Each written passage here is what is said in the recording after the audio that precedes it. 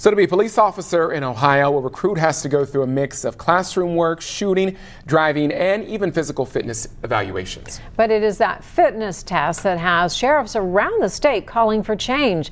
In a Local 12 investigation, Brad Underwood reports one local sheriff says it is keeping good people out of public service for the wrong reasons.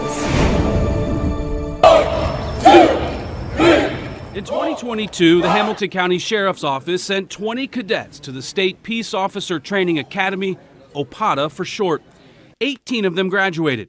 The other 2 were not even allowed to take the final exam because they failed the fitness test, a measurement of push-ups, sit-ups, and a 1.5 mile run. Frustrated that I went through all of this training and wasn't able to get any credit for it. Hamilton County Corrections Deputy Jocelyn Blevins did more push-ups and sit-ups than required. But during the run, shin splints kept him from making time. I actually kind of bared through the pain as much as possible. The second attempt, I was half a lap and did not finish as well. Despite high marks, A's in every other category, shin splints cost Blevins everything. Hamilton County Jail Sergeant Emily Vanderwright is in the same position after going through the academy in 2016 and 2017. The first week of October, I blew my knee out running at Butler Tech. Sergeant Vanderwright got a 4-month medical extension, but it wasn't enough after surgery and rehab. So, Vanderwright, the valedictorian of her class, fails out because she's too hurt to run. I don't know why one small portion of a almost year-long academy doesn't allow you to test and prove that you've sufficiently passed all the other portions of the academy. Hamilton County Sheriff Charmaine McGuffey appealed to OPATA in hopes of allowing Blevins and another deputy in last year's class to take the exam despite failed fitness tests. The other deputy failed because OPATA says he didn't lock elbows on 2 of his push-ups. I have 2 deputies right now whose careers are on the line. After repeated requests to OPATA and Ohio Attorney General Dave Yost, she even made it known she was coming to 2 recent OPATA board meetings, but both were eventually canceled. Now, speaking publicly about the problem, McGuffey has backup. I think the 2 and you're done standard is very strict. Pickaway County Sheriff Matthew Hafey was in the position of McGuffey's deputies years ago.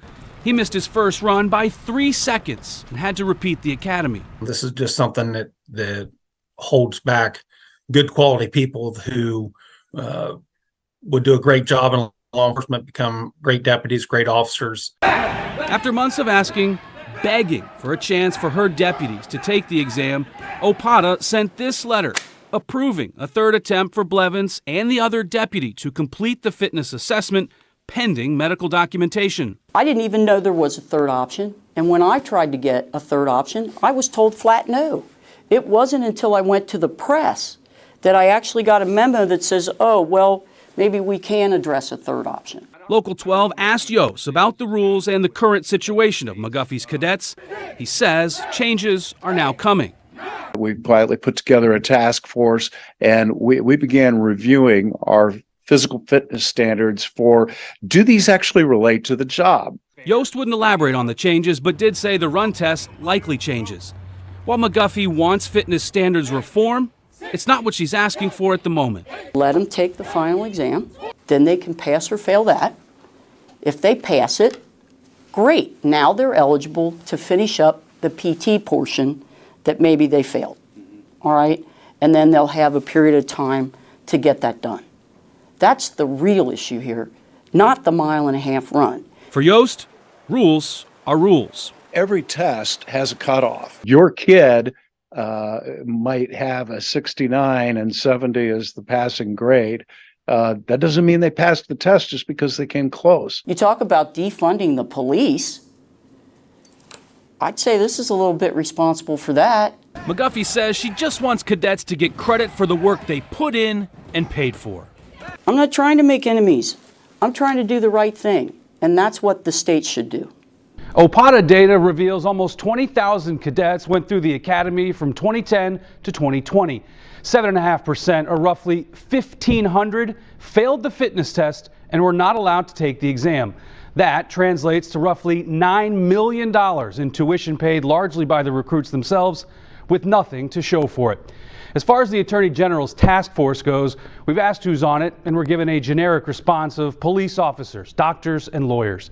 We, of course, will stay on top of the AG's promise to announce new rules in the next couple of months.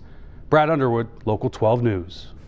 And after several attempts, Sheriff McGuffey is finally getting to address OPATA coming up tomorrow morning. Brad will be there for that meeting, and he will have an update for us tomorrow night right here at 6 o'clock.